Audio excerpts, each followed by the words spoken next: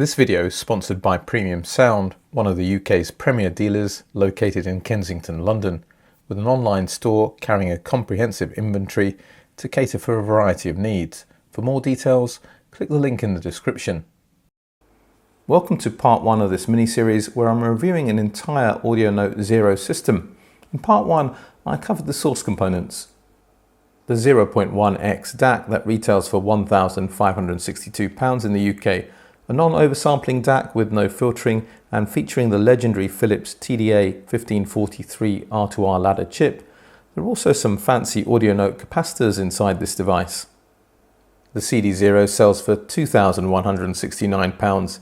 It utilises a well-regarded Philips transport mechanism and conversion is based upon the same Philips TDA 1543 chip.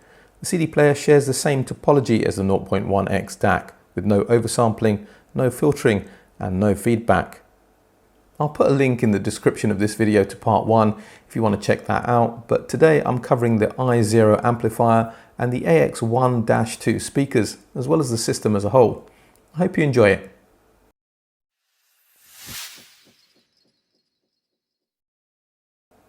The AudioNote iZero amplifier retails for £2,155.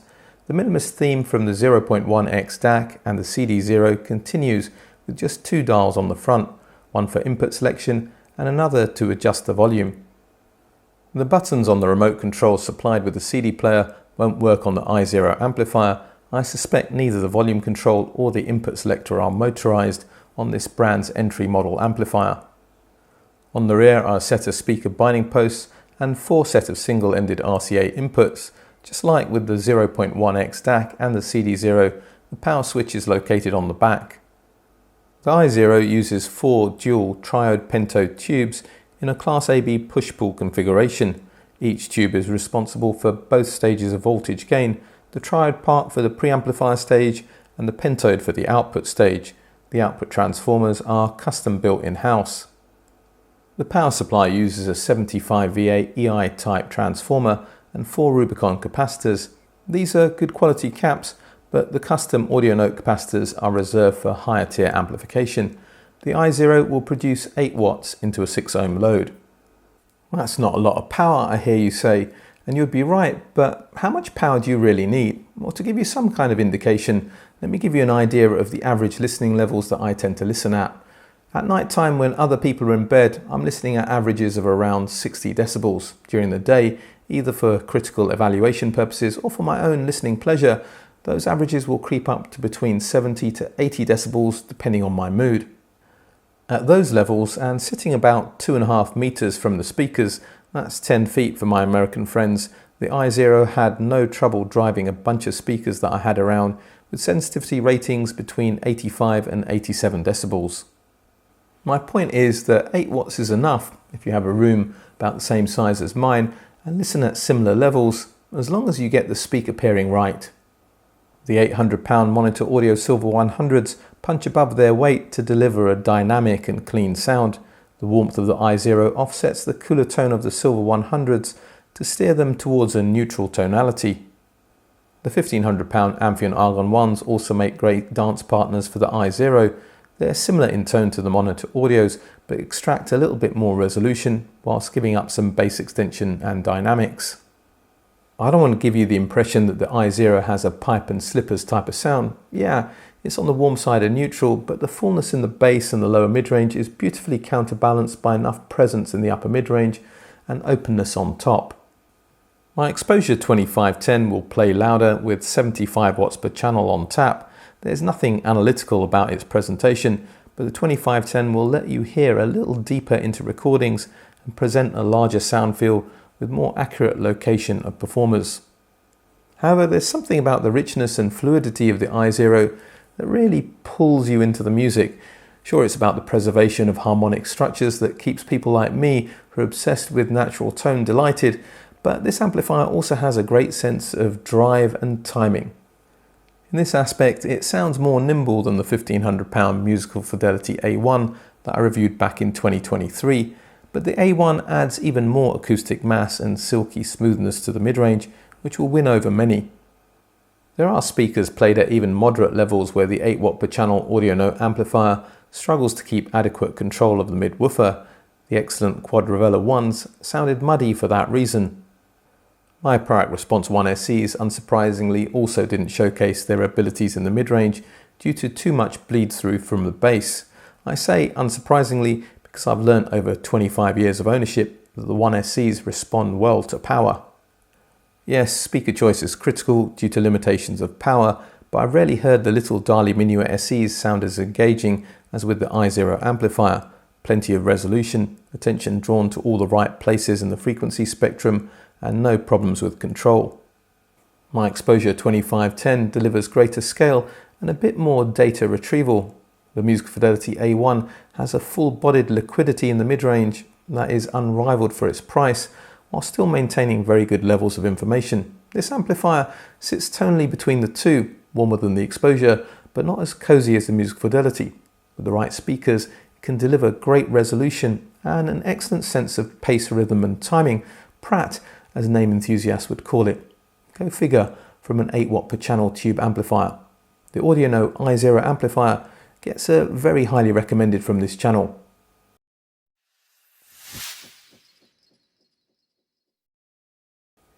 The AX1-2 speakers are the smallest and cheapest in the Audionote range. These mini monitors are approximately the same proportions as the iconic LS35A, but the baby Audionote speakers are front ported rather than the sealed box of the BBC legend. They measure 376 by 230 by 220 millimeters and weigh 5 kilograms. That's 14.8 by 9.1 by 8.7 inches and 11 pounds. The AX1-2s are manufactured in the same Austrian facility as other Audionote speakers and retail for £1,950 in the UK. A real wood black ash and walnut finish is also available. Customized ScanSpeak drivers are used, a 125mm 5-inch paper cone for the mid-woofer and an 18mm 3/4-inch silk polyamide dome for the tweeter. Sensitivity is rated at 87 decibels into a 6 ohm load. On the rear are 2 sets of speaker binding posts of average quality.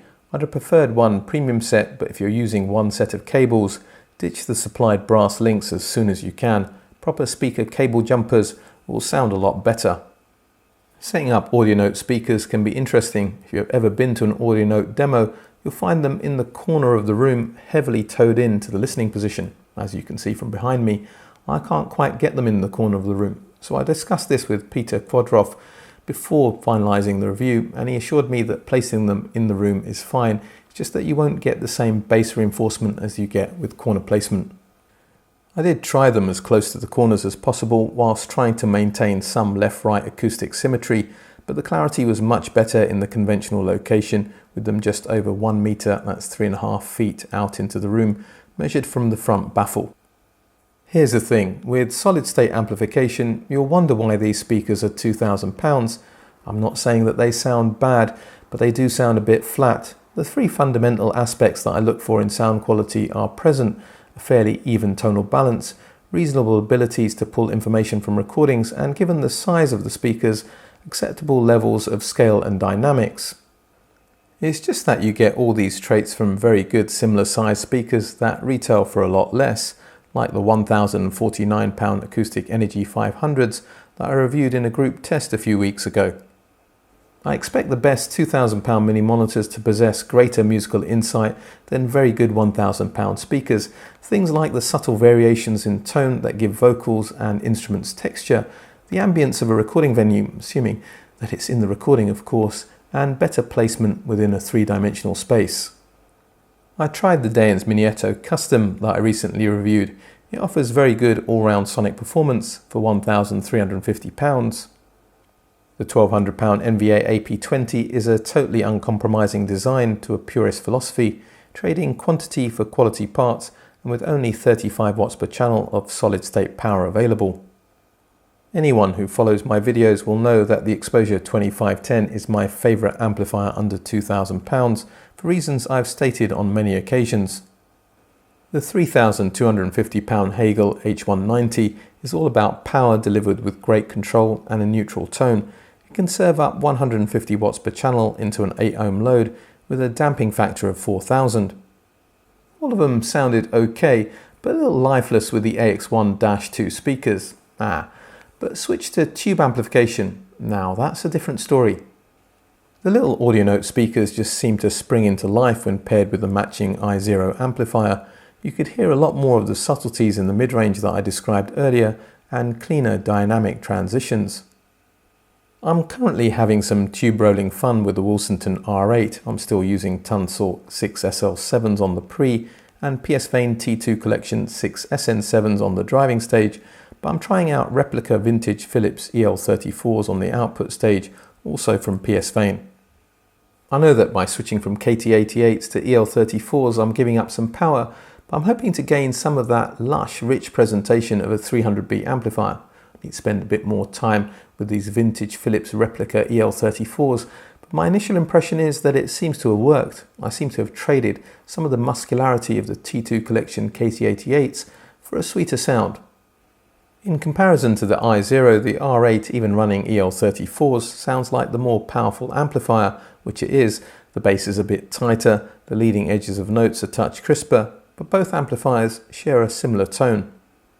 To tell you the truth, both of these tube amplifiers sound great with the baby AudioNote speakers, rich and nuanced in the mid-range, expressive on top, and with as much fireworks in the bass as you can expect from speakers of this size.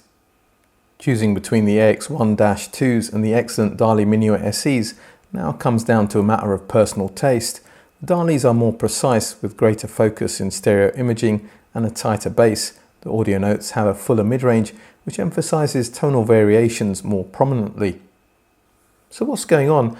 How can the AX-12 sound great with tube amplification but mediocre with solid-state amplification? I don't know, but I can hazard a guess. I think it's to do with damping factor. Solid-state amplifiers have a higher damping factor than tube amplifiers. Think of damping factor on an amplifier like suspension springs on a car. Too stiff and you're going to feel every bump on the road. Too soft and you're going to float around and feel travel sick. The AX1-2s have clearly been tuned to work with AudioNote amplification. That's why I think they prefer the lower damping factor, or to continue the analogy, softer suspension of tube amps. It allows them to express themselves more freely. It does leave me with a dilemma though. With solid-state amplification, there's better options available, but these sound great with tube amps. I guess in my final judgment, I need to land in the middle. The AudioNote AX1-2 speakers get recommended from this channel.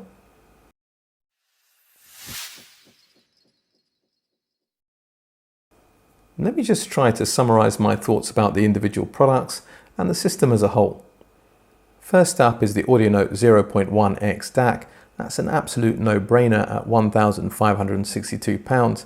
It's the best DAC I've heard for the price. If you're in the market for a sub £2,000 DAC, you overlook this at your peril. It's beautifully detailed, totally natural in tone, doesn't impart any flavour on the music, and has the spatial qualities to rival much more expensive discrete R2R ladder DACs.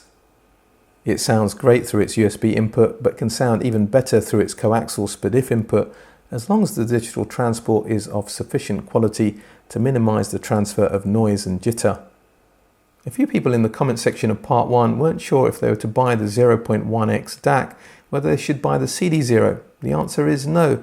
The DAC inside the 0.1X is better than the one in the CD player. There's no point buying a DAC inside a CD player that you're not going to use. You're better off putting the money to a CD transport, whether that's an AudioNote CD0 transport or one from another brand. I reviewed the £2,169 CD0 as a digital source for people that didn't want a separate DAC and transport. The AudioNote CD player doesn't have the clarity and superb timing of the 0.1X DAC, but imparts a slightly warmer tone that may be appealing in some systems. In the context of the entire AudioNote Zero system and other systems at this price, the CD0 is a perfectly competent source if you want a one-box digital solution and you like your music thermostat turned just a little bit above room temperature. It'll admirably compete with other digital components at this price. Will it compete with a 0.1X DAC fed by a £2,000 streaming or CD transport? No, but then you're talking about a different financial proposition, aren't you? The iZero amplifier is going to win many fans. 8 watts per channel into 6 ohms for an amplifier that retails for £2,155 may seem like a lot until you hear it. It's this unit within the iZero system that's most responsible for the characteristic audio note sound. There's a fullness in the bass, the mid-range has warmth where there should be warmth, and bite where there should be bite, and the top end is open and naturally expressive. This is combined with a great sense of pace and timing, as long as you get the speaker pairing right, and that is a critical part. But the iZero has the ability to pull you into the music, like very few amplifiers do at this price, and even the most analytical type of listener may find themselves switching off the left side of their brain and being seduced by what is presented. The 0.1x DAC gets out the way and just presents the music as faithfully as possible. The CD0 and iZero provide a rich yet engaging flavour that's expected from the audio note sound, and the AX1-2 speakers ensure that those characteristics are highlighted. The speakers may not work well with solid-state amplification, but they sound great with low wattage, low damping factor tube amplifiers like the iZero, which is what I suspect they're designed to do in any case. Listen, for £6,000–7,000 you can put together a system with a lot more scale and dynamics, even more detail, but the AX1-2 speakers place a spotlight exactly where the audio note system shines the most, and that is a bass that motors along, a top end that doesn't inhibit, and a mid-range that sounds warm but not soft, engaging but not bright, and detailed but a million miles away from analytical. The Audio Note Zero system gets a highly recommended from this channel. A little bit of a bonus feature here, Audio Note supplied me with some cables to complete the system. The A&A 1 meter interconnects retail for £141.50, that's with GP-RCA plug termination. The A&D speaker cables retail for £491.50, that's for a 3 meter pair of bi-wire runs with banana plug termination. I don't review cables, and that's because I've chosen channel sponsors in 3 areas of accessories: power, isolation and cables. Naturally, I've chosen sponsors whose products I like and I'm happy to use, but it does mean that I've had to retire those areas from review. It's a direct conflict of interest to have a product in for review where I have a channel sponsor. But I will say this about the Audio Note cables: they're a fraction of the price of the cables that I use, and they performed really well in the system. So if someone's buying the Audio Note Zero system, I see no reason why they shouldn't buy the matching cables. That brings me on to the question for today. What do you think about buying an entire system from one brand? Back in the day, Name and Lin were big advocates of making sure that you bought their entire system, but even today, some people are likely to buy the electronics from one brand and the speakers from a sister brand, because they know from a manufacturer's point of view at least, those products have been tuned to work together. Let me give you a few examples: Audiolab and Wharfdale, Roxanne and Monitor Audio, Macintosh and Sonos Faber. There's plenty more. So let me know what you think about keeping everything within one family in the comment section. I'm sure you know what to do by now. If you want to support me in what I do here, like, share, subscribe, hit the bell notification. Check me out on Patreon. There's a couple of tiers you can access there if you think I can help you on your audiophile journey. Also check out the ABA Club on Patreon, which has some great ways to interact with me and fellow patrons. But for now, I'm British Audiophile, signing off.